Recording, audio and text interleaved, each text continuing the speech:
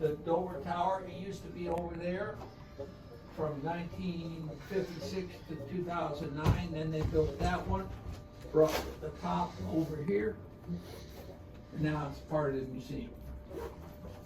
Over there is mortuary affairs, all the CCUS personnel comes there, process autopsies, DNA.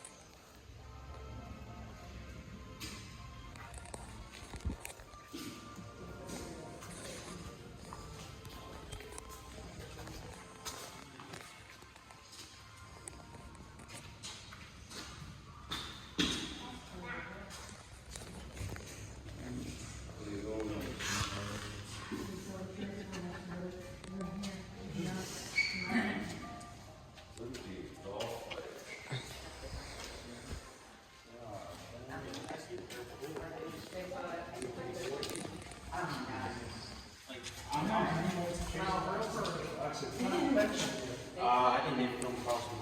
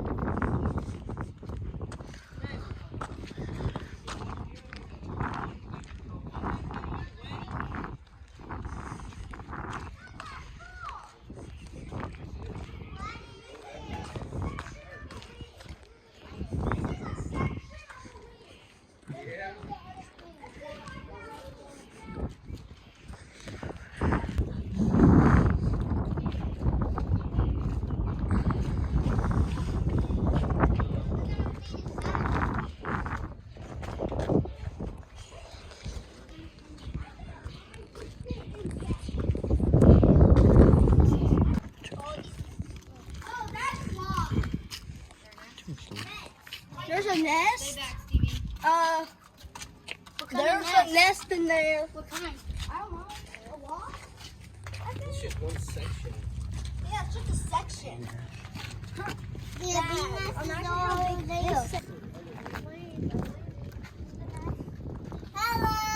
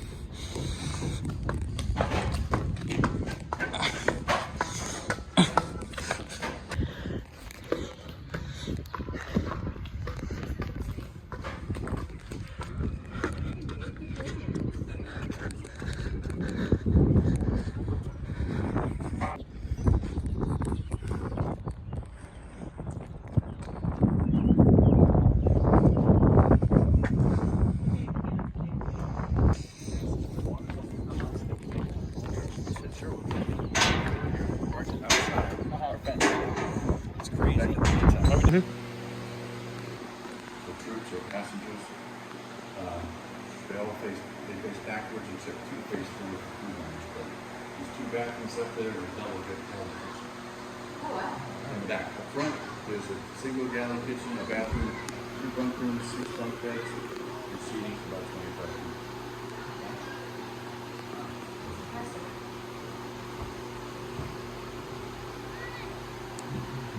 Holds a lot of back question when he left. Oh, of course he did. He was the only one I've ever known to remember the whole number. He did. Wow, that's pretty impressive. But he probably doesn't remember anything that's school.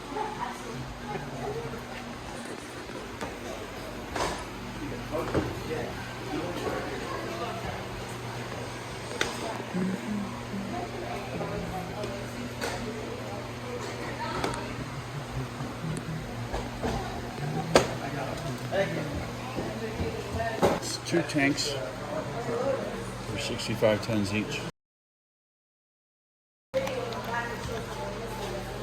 That's a C-130. You see how low the plane is to the ground? That's looking to the all the way to the back.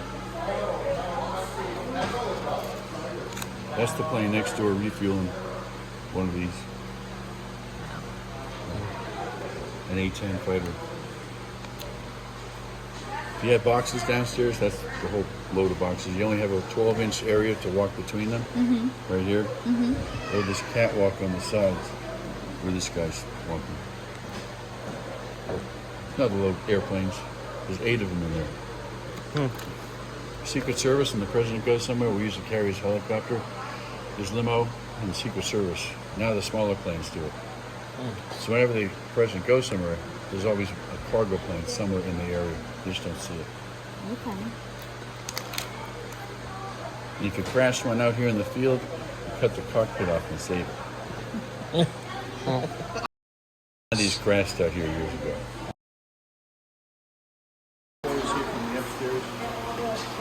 Okay. For reference, this right here is these 2 big pipes are the toilets. They're right here. Okay. So that wall is right here, so you look backwards and that's what you see Oh, okay. upstairs.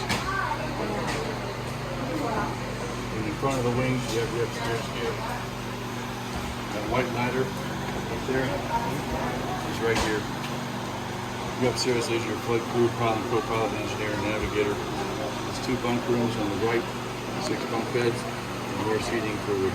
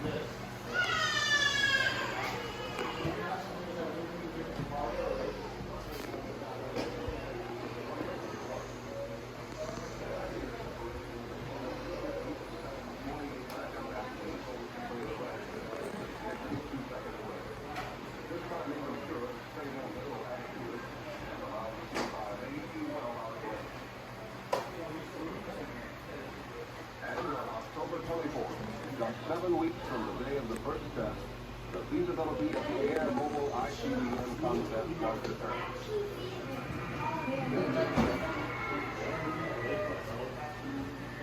In the words of Mission Control, initial deployment was smooth. This is the same aircraft.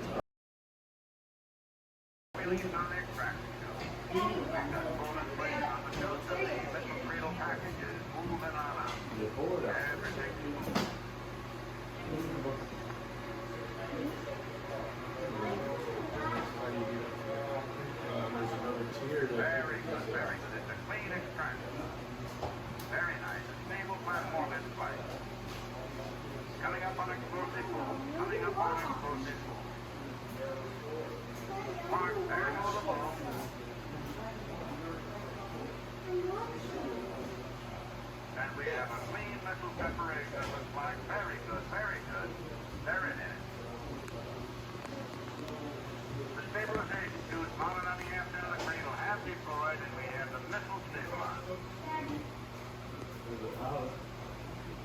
show me my airport.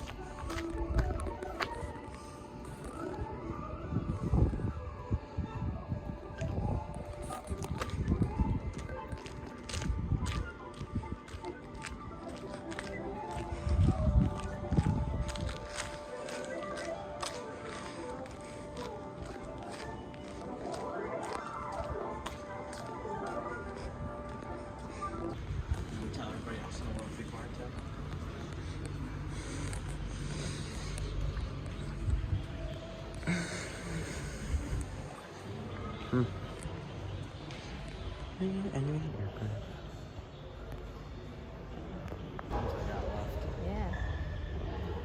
That's with us. Look what we got. We made a C-47. A lot of them still survived. It's a very durable, reliable airplane, cheap to operate. So a lot of these are still flying today. For small cargo companies around the world. Right here, I want to talk about those crates there. They jettison with the airplane. There's the controls inside. Okay.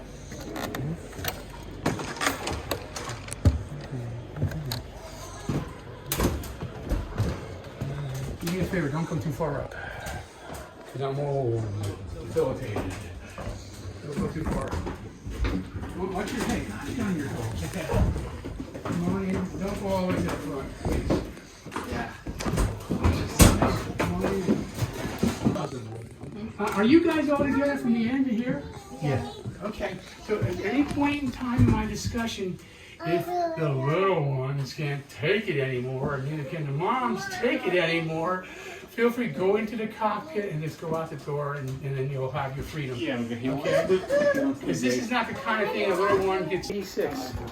That's this airplane we're in. This is it. Now let me give you a worse picture. This is even worse. There's such a word. A better picture of what she looked like in 1986. Oh.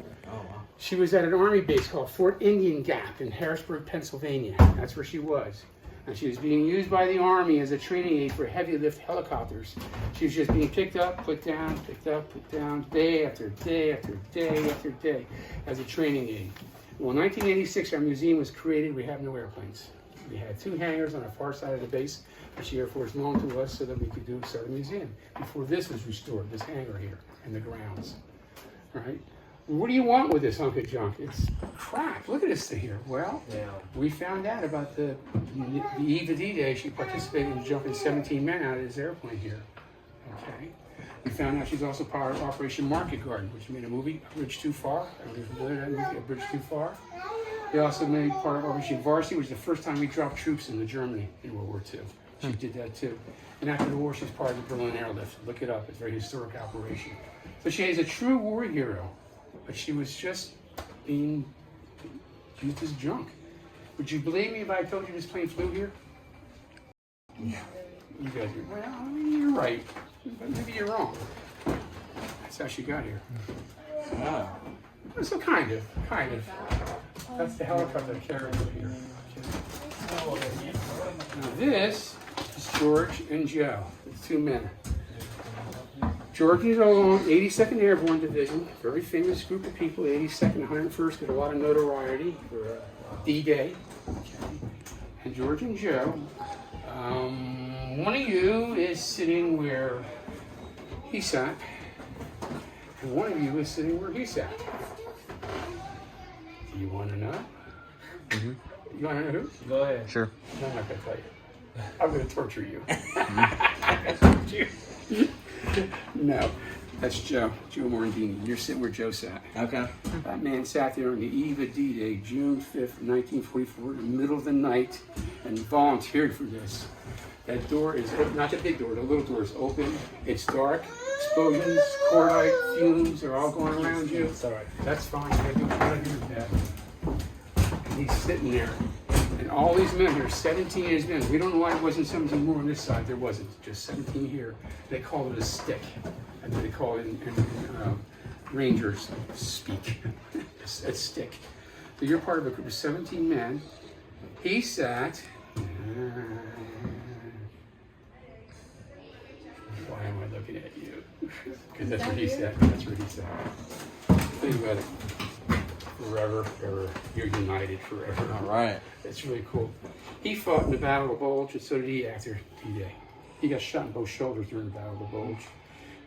He got patched up. He wouldn't leave. He wouldn't leave. He stayed and fought in those crazy conditions with bullet hole patches in his shoulders. Who does that? Right? Who does that? More hot chocolate, guys? More coffee? You know? Isn't that crazy? Well, they were true heroes. They came here every year on the anniversary of D-Day, and we had a special celebration for them. Very special. And of all things that got them was COVID. Crazy, isn't it? After all they went through, COVID got them. COVID got them about 5 years ago. So, here, anyhow, here's George and Joe in all their splendor. Here is the actual manifest from that night. Operation Neptune, that was the code word for D-Day. The tail number is airplane on back, 4298241, but that's not the number I'm going to tell you when you board this airplane. I'm going to tell you look for chalk 19. That's the plane you board. And here it is, chalk 19. That's the airplane you're going to board. The asterisks show you George and Joe on this airplane that night, that date. This is the men in the flight crew up there, which we're going to go see very shortly. This is what she was carrying in addition to the troops. She was carrying mortars and mortar rockets. M60 mortar rockets she was carrying, and they were in that para-rack thing I was showing you. Underneath the airplane here, the crate, and those are the controls that jettison the crates right here. Okay, so that's what his airplane was composed of. Yeah. Wood, more history here. Sergeant Wood was the crew chief of this airplane. I don't know if any of you are familiar with what a crew chief's responsibility is, but they're unlimited. He's God. He owns this airplane. Nobody can tell him anything about his airplane, not even the general. Get off my airplane, General. I'm busy, I'm working. Because he's responsible to fix and repair everything. Get any beginning nuts and bolts and fluids and engine parts, everything. It's his job to say it's been looked at and checked. So it's his neck in the noose if something goes wrong. That's why he has all that power to decide who flies his airplane. Pilots go from plane to plane. If I don't want you flying my airplane, I want him flying my airplane. Get out of here. Get out of here. He gave us his diary before he died. We read 2 years of his diary. This is the cool part. Then I'll let you guys go. In his diary, he talks about how June 9th or 10th, he was standing here. This door's open in here. He's throwing supplies out. In his diary, he describes the sound as a metallic ka-ching. I forgot how he spelled ka-ching. I don't know how you spell that. The metallic ka-ching sound go by his ear. Well, we learned that patch he did. It's a bullet hole patch where that ka-ching noise emanated from. Came in here, and when you walk by and check this out, here's the actual bullet hole, the exit wound, where he was standing here, and that's how close he got to becoming a goner. And here's the exit wound here. These are flak damage. For people sitting in these two seats, they're goners. There's flak got in here and sprinkles its flak damage into the airplane. Okay. All right. Yeah, there's just so much history in this airplane. Yeah. It's a real deal. And you're sitting here. You're the one night it's dark. You were sitting here waiting. You're waiting for your orders from the jump master.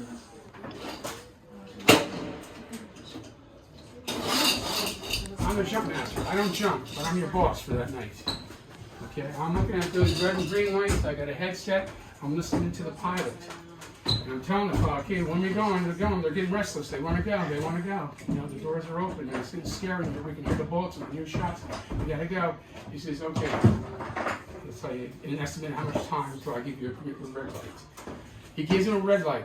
I tell you guys a stand. So you will stand, you'll walk straight back this way and walk forward. And as you're walking forward, you come to a stop, you are checking what you've checked 5,000 times already. You're checking everything, every link, connection, every possible thing you're carrying, is it on right? And then when you're done with that, then you hook the guy up in front of you. And you better trust him, because then you can all get hooked up to the last one. Me, I hook you up to this flight engineer. I say stand at attention, wait for the light, and I'll give you your orders. So I'm waiting for the green light to go. I get the green light, and then I go crazy. I scream at you guys, go, go, go. I want to kick you out of here. I don't want you standing here and thinking about it. I want you out there right away. Because by all of you going out there right away, as you descend, you stay together. If somebody waits a minute here or something like that, the guy's going to lose him. He's going to be drifting here, then he'll be drifting here and here and here. And that's why they use this static line. That's the purpose of this. Not because these guys need any help with it. They know how to jump out of an airplane. And they use this so they stay together on their way down. Because they're jumping at night. 5-6 miles behind enemy lines. And they're young kids. And all they're thinking about, oh my God, am I going to die? That's all they're thinking. Yeah. Scary thought. That's what George Neal told us. All right. 3 at a time is comfortable. Okay, so how about you 3 go check out, don't go yet. We have 4 stations up there. You got navigator in the front left, radio operator front right, front left is the pilot, front right is the co-pilot. When you go all the way forward, look to the left, you can see a pair of baby shoes hanging there. Because on that night, Sergeant Wood told us the pilot had his son's baby shoes hanging up there for good luck. We were fortunate enough to find a matching pair that matched the picture, so we hung them up there. So how about 3 of you, and then the next 3, and then you 2, okay? So go ahead, check it out. Stand across. Yeah, little ones in front.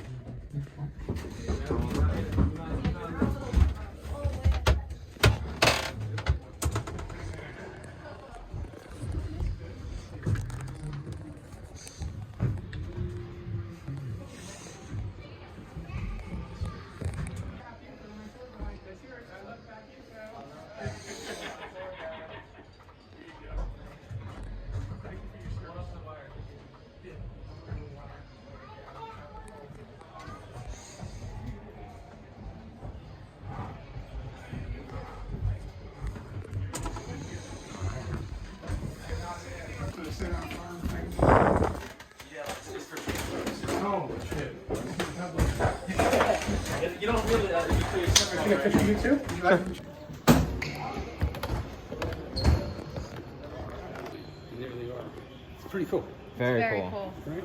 Thank you very much. So enjoy yourselves, guys. Appreciate it. Thank you. R2.